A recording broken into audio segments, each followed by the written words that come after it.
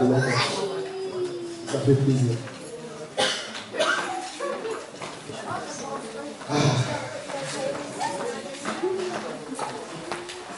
Donc, à cet instant, dans cette réalité, une visite qui est déjà passée, le Verbe a permis que nous puissions être réunis. C'est une grâce. C'est vraiment une grâce. Il y a eu beaucoup de combats, de tribulations, pour faire en sorte qu'on ne puisse pas être réunis. Qu'on ne puisse pas recevoir cette nourriture solide. Qu'on ne puisse pas avoir cette grâce de voir notre Dieu, d'être en sa présence. Et ça symbolise quelque chose dont le Verbe permet que nous puissions lire pour entamer. Dans M'ta dédi, page 485, par Mon. Orientation à l'ouverture de la sagesse. Et ce que nous vivons actuellement,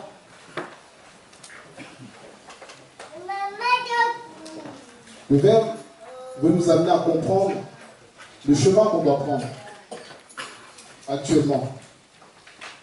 Parce qu'on a reçu beaucoup d'enseignements. Mais là, on doit rentrer dans une intimité profonde.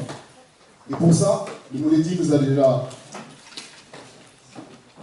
manifesté la semence dans le chapitre 14. Dans l'intimité de la sagesse.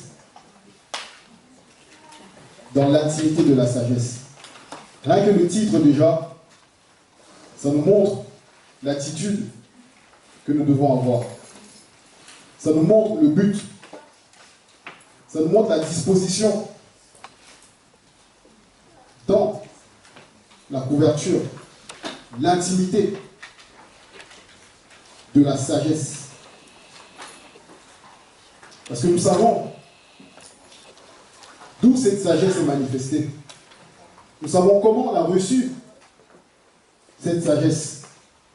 Comment nous avons reçu les enseignements. Comment nous avons reçu l'appel. Afin que nous puissions être dans le chemin. Pour être nettoyés. Mais dans ce chemin, il y a des tribulations, comme on l'a dit. Il y a des perturbations. Mais nous devons, comme le titre l'indique, rentrer dans cette intimité. Mais qu'est-ce que c'est que cette intimité dont le Verbe nous présente? Donc, M'ta dédi ici, il parle. Mon. Donc, M'ta dédi. Au verset 18, il est dit heureux. Donc ça commence par heureux. L'homme connu qui s'applique à la sagesse selon le verbe, virgule. Donc heureux l'homme connu. Donc là, nous sommes heureux. Là. On s'est vu, nous sommes heureux. C'est la joie là. Mais maintenant, on doit aller dans une étape supérieur, mais supérieur dans le sens de profond, c'est-à-dire entrer réellement en nous-mêmes pour trouver cet être intérieur-là. L'homme connu. Heureux l'homme connu qui s'applique. Qui s'applique. Mais qui s'applique à quoi? À la sagesse selon le verbe.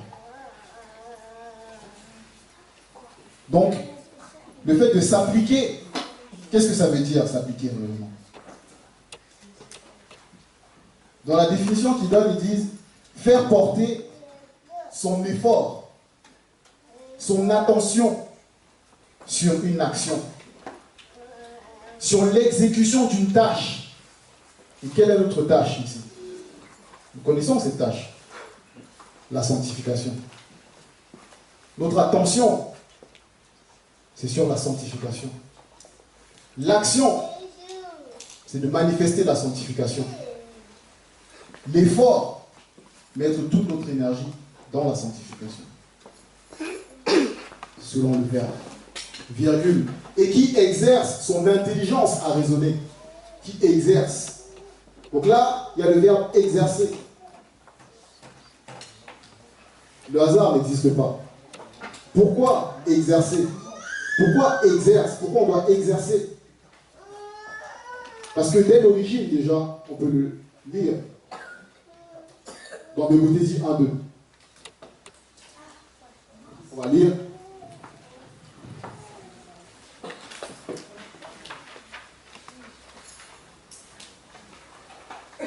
Donc, page 13. Pour voir pourquoi Moutatédi dit exerce son intelligence. Masse Mawase, la planète Terre, était une masse d'eau fluide primordiale sans vie physique et était suspendue dans l'immensité de l'univers visible. Point. L'obscurité mystérieuse couvrait le gouffre très profond et la manifestation de la volonté de l'Oma par son verbe exerçait encore son talent générateur au-dessus de l'eau primitive, d'au-delà du grand voile, hors de l'univers.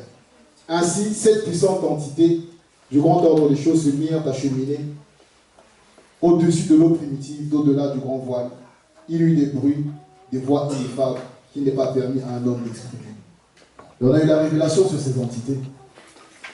Et l'entité de la sagesse, l'entité de l'intelligence, l'entité de la science, de la réflexion, de la force, de la justice, et tant d'autres entités. Mais là, nous devons parcourir le chemin de l'entité de la sagesse. Et exercer l'intelligence qu'on peut recevoir. Parce que dans le monde, ils se disent intelligents. Ils fabriquent des choses. La technologie. Mais nous savons d'où ça vient. Mais notre intelligence, qui est renouvelée, selon le verbe, nous devons l'exercer à raisonner. Pourquoi raisonner? Pour pouvoir manifester de bonnes actions. Pour pouvoir ne pas tomber dans la tentation. Donc nous devons raisonner. Au verset 19, il est dit: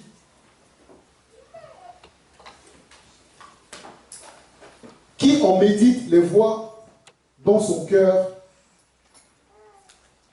et réfléchit sur ses secrets. Donc là, c'est l'homme connu qui est heureux, qui est déjà dans cette joie-là. Qui en médite les voix de la sagesse selon le verbe, de l'intelligence selon le verbe, dans son cœur.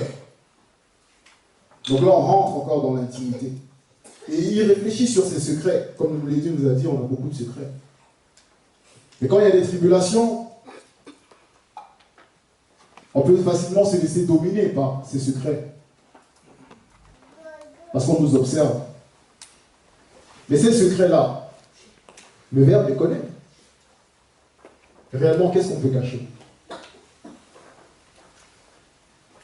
Ces secrets. Nous avons tous des secrets. Mais on doit réfléchir pour trouver des solutions selon le Verbe. Moutat est dit, on va voir au chapitre 17, il nous dit. Là, on va voir quand il dit qui en médite les voix dans son cœur. Parce que là, on reçoit les enseignements, ça fait déjà des années. Au chapitre 17, donc c'est la page 487, verset 6, il est dit heureux celui connu. Donc encore heureux celui connu.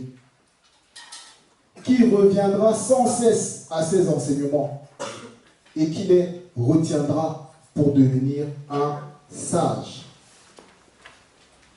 Donc dans nos méditations, on a déjà la vision. Quel est le but de notre méditation? Quel est le but qu'on se plonge dans les enseignements? pour être sage, devenir un sage. Comme Essombé, il dit qu'il a posé le fondement comme un sage architecte. Donc il y a ça. Et on poursuit dans le verset 20, donc de Moutadi 14. Maintenant qu'il y a eu ce cheminement déjà, on applique la sagesse selon le verbe, l'intelligence. On médite sur les secrets pour trouver des solutions, pour atteindre cette sagesse. Mais ce n'est pas tout. On rentre encore plus en profondeur. Il est dit, il se lance à la poursuite comme un chasseur. Est-ce qu'on imagine quand on arrive à cet état de conscience-là? Il se lance à la poursuite. On imagine poursuivre quelque chose comme un chasseur? Quelque chose qu'on voit, qu'on se dit, ça là, ça va me permettre de me nourrir. Ça va me permettre d'être dans le bonheur. Ça va me permettre d'avancer spirituellement. Ça va me permettre d'être connu, de vivre comme un chasseur. Le chasseur, il chasse. Il sait que s'il ne chasse pas, il n'aura pas de quoi se nourrir. Il ne pourra pas avoir de l'énergie, de la force. Donc il se lance à sa poursuite. Il recherche la sagesse. Il creuse, il fouille. Virgule.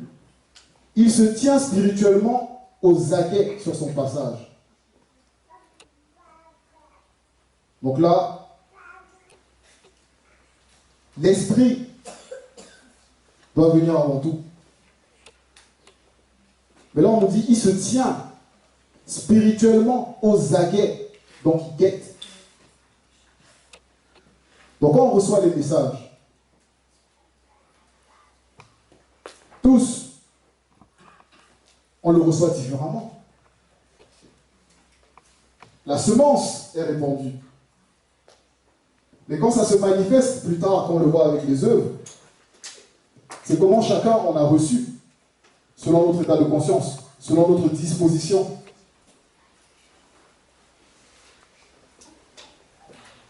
Mais l'heure de passage, est-ce qu'on est réellement conscient de l'heure de passage à chaque fois? Quand l'heure de passage se manifeste, on guette. Quand on écoute ce qu'on reçoit du Mouledi, que fait-on? Que fait-on de cette semence? Pourquoi est-ce à nous? En avons-nous réellement conscience de qui nous sommes pour avoir cette capacité d'entendre, d'écouter, de mettre en pratique? Mais là, on nous amène à guetter spirituellement, à se tenir spirituellement aux aguets. Lorsque le passage est manifesté. Au verset 21, il est dit, parce que ça poursuit. Donc là, on rentre en profondeur dans l'intimité. On doit avoir cette intimité profonde avec le Verbe pour manifester cette sagesse. Verset 21, il regarde par sa fenêtre. Donc là, c'est l'homme connu qui regarde par sa fenêtre. Entre parenthèses, les yeux, virgule. Il écoute à sa porte, entre parenthèses, les oreilles. Quand on regarde, quand on se voit, comment est-ce qu'on se voit? Comme des frères et sœurs qui avons reçu cette grâce, la famille, d'être réunis. Mais quand nous sommes chacun de notre côté, quoique spirituellement réunis, lorsque les attaques se manifestent, lorsque on manifeste nos regards par rapport à la vie que nous avons, par rapport aux activités, comment est-ce qu'on utilise le regard? Comment on regarde? Comment est-ce qu'on écoute? Comment est-ce qu'on sanctifie cette porte-là? Cette porte-là. Parce que c'est très important. Avant, nous étions dans l'obscurité. Comme le Mouledi nous a expliqué. On mélangeait la conscience du corps, de l'âme, celle de l'esprit. On ne savait même pas ce que c'était. On mélangeait tout. Mais là, on nous apprend à voir distinctement quelle conscience s'exprime, pourquoi elle s'exprime, à quel moment elle s'exprime.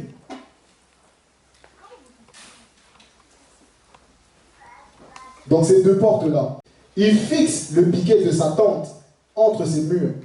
Pourquoi? Pourquoi est-ce qu'il fait tout ça? Pourquoi est-ce que nous devons faire tout ça? Quel est le but de tout ça? Quel est notre but? Qu'est-ce que cette semence va faire en nous?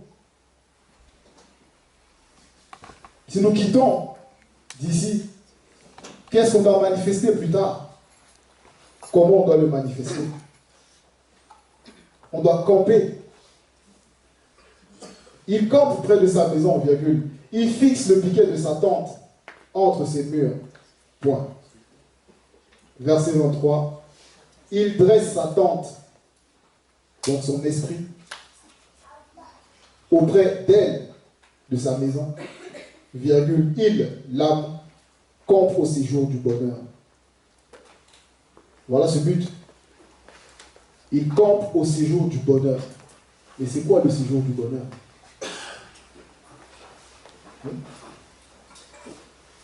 Là, il n'y a que Mouledi qui... pour entrer dans les profondeurs. Mais ce séjour du bonheur-là, on a l'aperçu. Et oui. Et l'aperçu, on le vit. Mais est-ce qu'on est réellement conscient quand on le vit? Parce que là, on est en train de vivre l'aperçu de ce bonheur. Donc, là, ici, on nous montre qu'il faut réellement aller chercher cette conscience de l'intérieur, là. De vraiment appliquer les choses selon l'esprit. Quoique nous n'ayons pas encore la pleine connaissance de notre esprit. Mais, rien que les préceptes, déjà, les mettre en pratique, et on voit ça marche. On a vu les témoignages des frères et sœurs. Ça fonctionne. Et oui. C'est pas comme dans les soi-disant dites églises de maison, là, des fausses assemblées, où ils vont tous les dimanches, où ils se réunissent en semaine. Les faux pasteurs, ils sont là, ils prêchent, ils prêchent, ils prêchent. La personne est là, mais ça ne change pas à l'intérieur. Pourquoi? Pose-toi la question. Toi qui vas là-bas tous les jours, ou les dimanches, si ça ne te travaille pas à l'intérieur, si ce que ton faux pasteur il te dit là, ça ne te fait rien, mais pose-toi la question. Quelle est cette semence qui te fait toujours tourner, tourner, tourner, tourner? Viens à la vérité. Et la porte, c'est le Mouledi. Zungulasa. Donc, notre esprit, notre corps, nous en tant qu'âme, nous sommes la dimension de la connexion. Donc si cette connexion-là, comme la connexion Wi-Fi, voilà, s'il y a des interférences, la connexion coupe, les messages n'arrivent pas. Les données ne sont pas transmises. Et là, on tâtonne. Donc là, le fait de piquer, il pique, il fixe le piquet de sa tente. Donc, on doit s'enraciner dans l'enseignement. Verset 23, il dresse sa tente, donc son esprit, auprès d'elle. Donc, on se rassemble. Donc, l'unification de nos trois êtres. L'unification de nos consciences pour le but. Pour camper au séjour du bonheur. Verset 24. Donc, par la suite, il y a déjà tout ce processus-là. Mais on l'a vécu et on le vit encore. Et par la grâce du Verbe, nous le vivrons encore, si l'Oba le permet. Il place ses enfants sous son abri. Donc, nous l'a dit, nous a révélé que le fait de placer ses enfants sous son abri, on remarque que d'abord, il faut d'abord manifester l'abri. Et oui, il faut manifester l'abri. Il faut fortifier l'abri.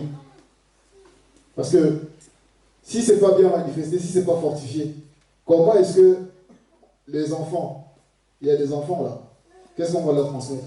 On va les placer où? Ils vont recevoir quoi? Virgule. Sous sa protection, il demeure. Point. Donc on doit demeurer sous la protection du Verbe.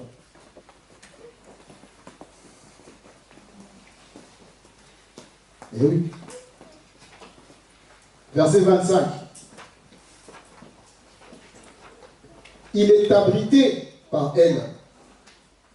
Donc, de la séduction. Donc, on a des tribulations qui se manifestent. Là encore, avant l'église de maison, pour se réunir, on a vu, il a fallu manifester la patience. Et oui, le discernement, la préparation, les embûches, les enfants gérés. Mais nous sommes là. Nous sommes là. Ils ont manifesté des crises sanitaires. Le temps passe. On a l'impression que c'était juste il y a quelques instants. Parce que la connexion, elle est au-delà du visible. C'est ce qui nous lie tous. Et qui nous abrite de la séduction. Il campe dans sa gloire. Dans sa gloire. On s'imagine cette gloire-là. Ce n'est pas la gloire des hommes, on le sait. D'être conscient que l'instant que nous vivons là, quelle est la richesse du visible qui peut remplacer ça? Quelle est la richesse du visible qui peut nous rendre tant heureux?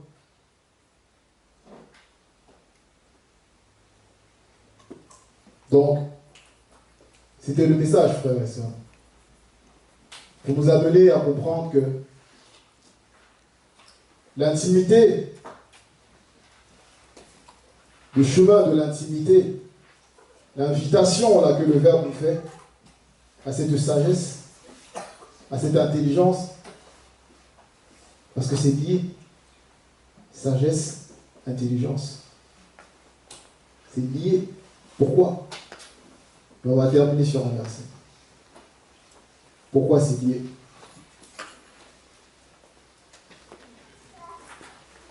On va aller dans Biarabamounia.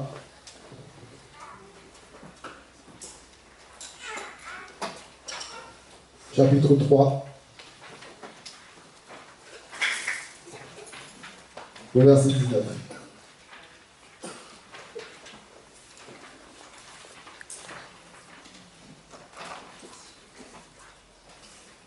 Il dit, c'est par la manifestation de la sagesse que l'Oba a fondé la terre, à travers la manifestation de sa volonté, virgule. C'est par la manifestation de l'intelligence qu'il a affermi les cieux, par la manifestation de sa volonté. Voilà. Donc, la sagesse, notre fondement. Manifester l'intelligence avec la raison selon le Verbe.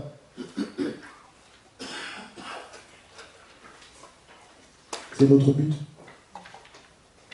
C'était le message. Maintenant, si vous avez des questions.